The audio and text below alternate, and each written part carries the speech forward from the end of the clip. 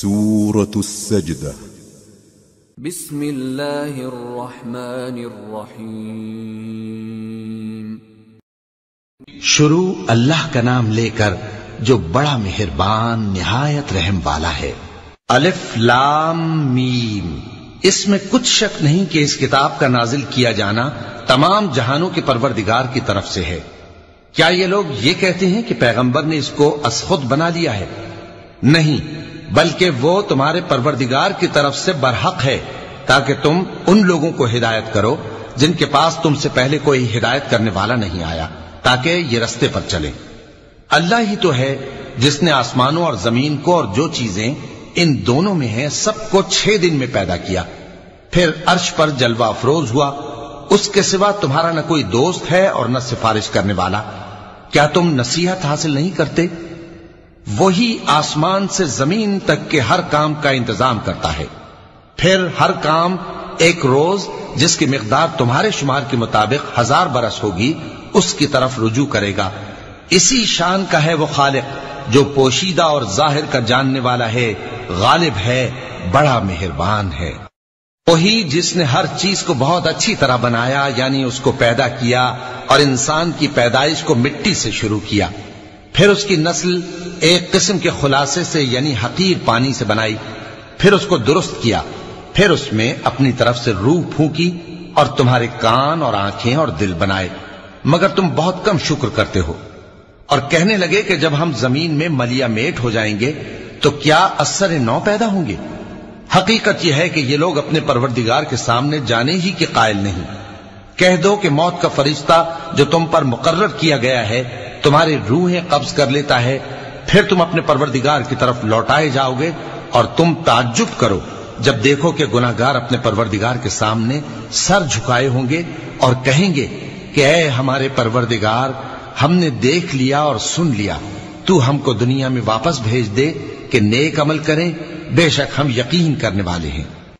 اور اگر ہم چاہتے تو ہر شخص کو ہدایت دے دیتے، لیکن میری طرف سے یہ بات قرار پا چکی ہے کہ میں دوزخ کو جنوں اور انسانوں سب سے بھر دوں گا۔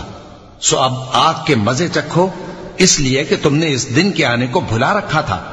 آج ہم نے بھی تمہیں بھلا دیا ہے، اور جو کام تم کرتے تھے ان کی سزا میں ہمیشہ کے عذاب کے مزے چکتے رہو۔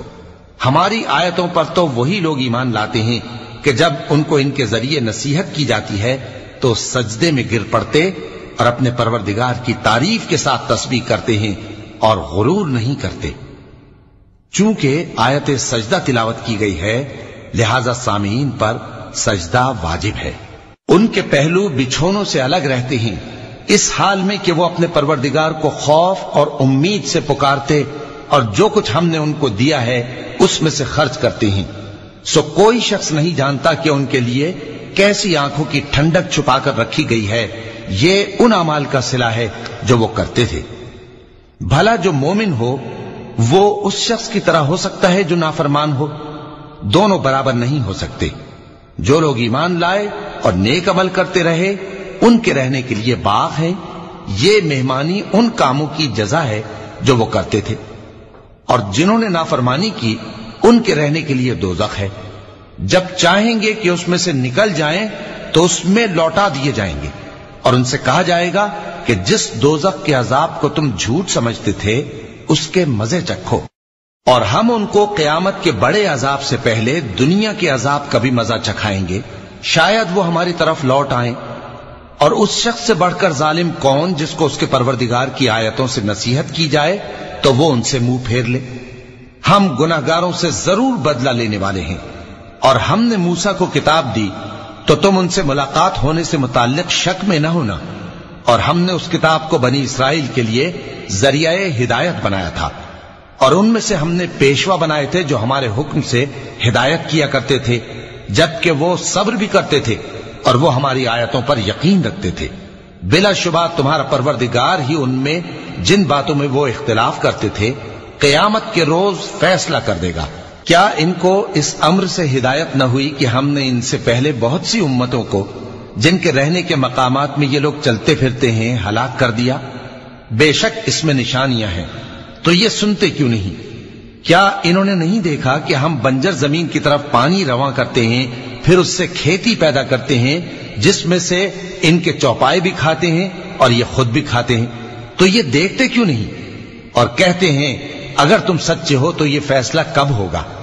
کہہ دو کہ فیصلے کے دن کافروں کو ان کا ایمان لانا کچھ بھی فائدہ نہ دے گا اور نہ ان کو مہلت دی جائے گی، تو ان سے منہ پھیر لو اور انتظار کرو، یہ بھی انتظار کر رہے ہیں۔ صدق اللہ العظیم۔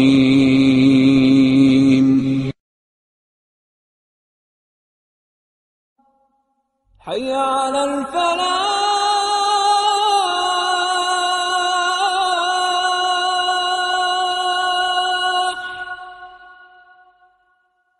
حی علی الفلاح۔